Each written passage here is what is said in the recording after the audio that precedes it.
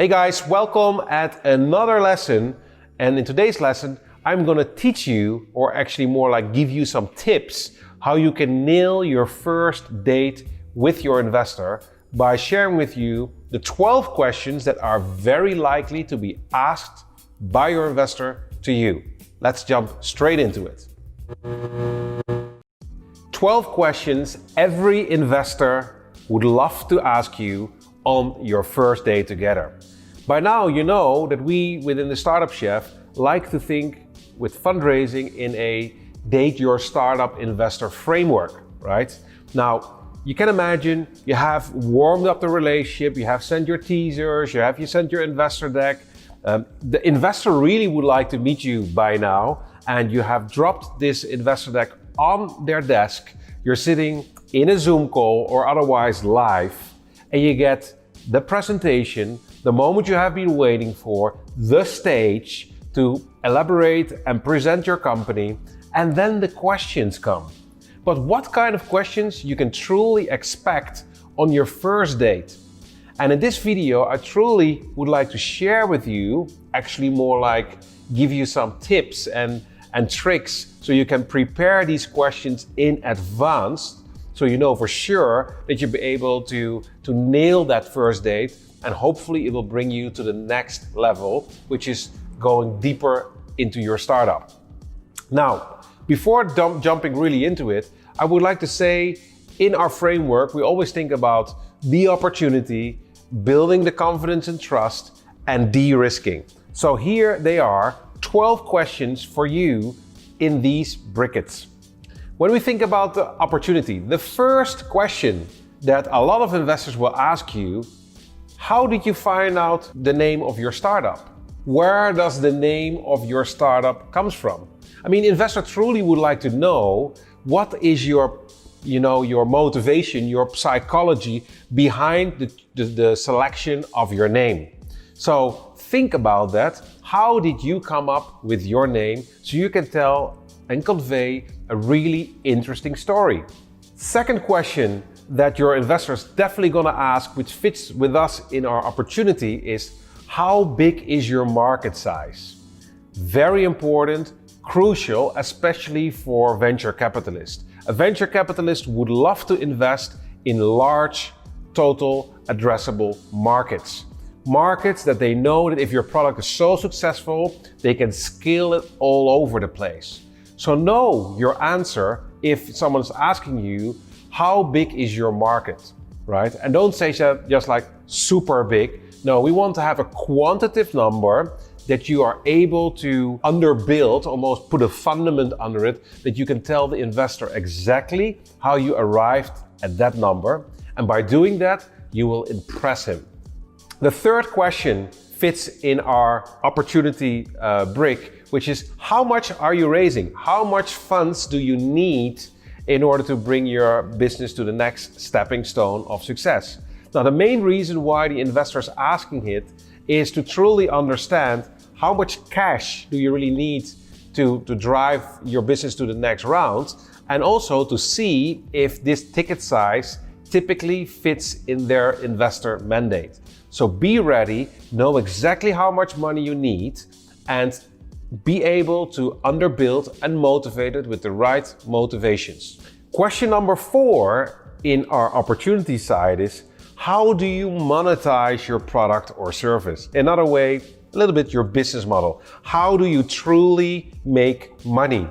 Because the way you make money tells a lot to the investor if you're able to scale. If there's many different kind of aspects or steps involved for you in order to convert a prospect into a lead, into a buying client, it could mean that the investor is not really interested. So be super clear that how you're able to monetize your business. How are you going to make money? It's through recurring revenue? Is it a one-time fee? What kind of way you are monetizing your business? Be ready. In our second brick, trust and confidence, on the first date, a question that is asked very frequently is: how did you and your co-founder meet? I mean, what was the relationship? Were you previously working in the same company? Is it a friend? Is it a way, have you been introduced to each other?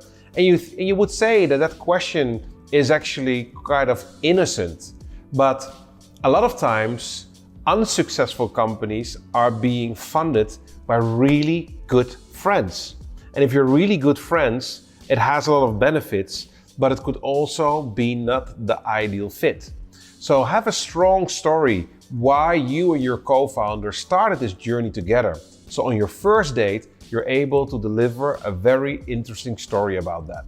The second question in our trust and confidence is, what is your current traction? How are you performing currently? How well are you growing your customer database? How well are you growing your revenue?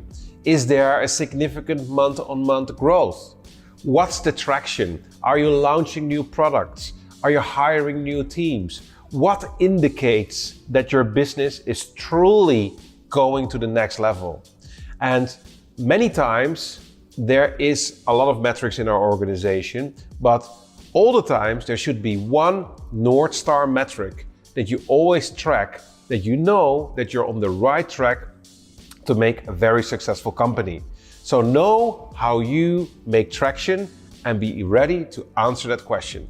The third question in our confidence and trust brick, in this case, is like, what is your cash burn? Now, cash burn means as a company spends all of their cost on marketing, operations, HR, technology, all of the costs combined on a monthly base are necessary to drive your business forward. So if an investor asks you, what is your cash burn? He wants to know, what do you spend every month? And he asks that with a specific question in mind, is like, how much money do you still have? Shared by your cash burn, he knows exactly when you will run out of cash. And for investors, a lot of times running out of cash is a brilliant moment because they can give you a deal that you're obligated to take, and therefore you're not in control anymore, right? So know exactly your cash burn. Knowing your cash burn gives you power. It's as well very necessary to know that if you attract the new funds, you know exactly how many months your company will thrive rather than survive. Question number 4 into our confidence and trust brick is, how long will this investment last? I mean, the last thing that any investor would like to see is that he will give you an investment and you will run out of money in less than 6 months or less than 12 months. If you're raising cash, you always at least want to have an 18 months of runway, the amount of cash that you have in your pocket to really build your company. Now, sometimes 12 months is also sufficient, but always raise for 18 months so you can sustain 18 months. The investor would like to know that you're not knocking his door over a few months, that your money is done. The only way how you can knock the door of your investor is by showing significant traction, that you can illustrate that your business is going to the moon, and that's a good reason to ask for additional cash. We have discussed the opportunity, we have discussed the confidence. Now let's straight away go into the de-risking. Every investor who loves your company, who thinks that you're awesome, wants to know, or at least for himself, to de-risk the opportunity. Now, questions that fit in a de-risking opportunity are: the first one, what is your key differentiator compared to your competition? We would like to know, an investor would like to know, how are you going to beat them? What's the true motivation why existing clients from your competitor will move to your product or service? Be ready to answer that question, because 100% it will be thrown to you. Question number 2, who were your previous investors? Now, of course, if it's your first round, you don't really have any investors. But let's say you're in a seed round or above, we assume you have already angels, accelerators, or otherwise seed investors. The main reason why the investor is asking who were your previous investors is they would like to know who already put their toe in the water to see if this is a great opportunity. I mean, eventually we human beings are all like herd animals. We like to follow the herd. So if there are some prominent names that are already on your cap table, it will give a lot of trust and de-risk the opportunity to your investor to join your round. Question number 3, it's all about your customer acquisition cost.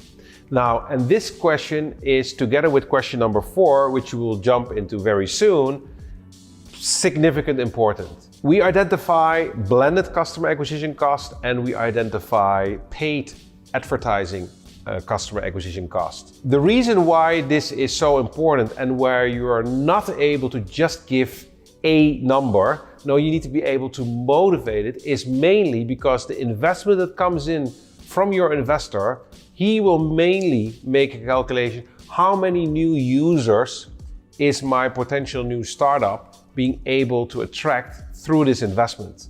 And that automatically translates into a higher revenue and into a company growth and eventually into a better valuation for him.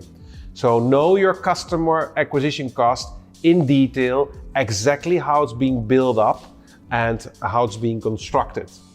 Question number 4 in our de-risk brick is customer lifetime value. Now, in the previous question, we talked really about what is your customer acquisition cost. The CLV, customer lifetime value, is all about the frequency a customer is using your product or service in a year. Now, it's very logical. If you have a customer acquisition cost of $50 and your user will not spend more than $20 per year, there's no investor in this world who's going to make an investment in your company. Your CLV, customer lifetime value, always needs to be higher than your customer acquisition cost.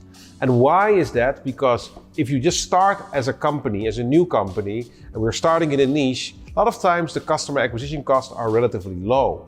But the moment you're growing, which means that you're tapping into new markets, it means that your customer acquisition cost goes up because you compete with more competitors. So be very clear about your customer lifetime value and always try at least that your CLV has a 4x ratio on your customer acquisition cost. Because it makes it super interesting, right? The investor is investing $1 and he gets $4 out. Well, that's a very good deal. Now, with these 12 questions together, I will challenge you to truly explore all of them. And I have added here a specific cheat sheet for you so you can read them all over again and practice them. Because in your first date, how will it go? You present your company. After you present your company through your pitch deck, you will get questions from your investor. Now, how cool would it be if you're able to answer these 12 questions in a way that is illustrating authority and confidence, and most likely your investor will ask you for a second date. Thank you very much for watching. Looking forward to teach you more. See you next time. Did you love our video? Awesome, give it a big thumbs up. And if you really love what you're seeing, don't forget to subscribe or listen to our podcast where on a weekly basis I invite game changer CEOs that are moving and shaking in the world of today. See you next time.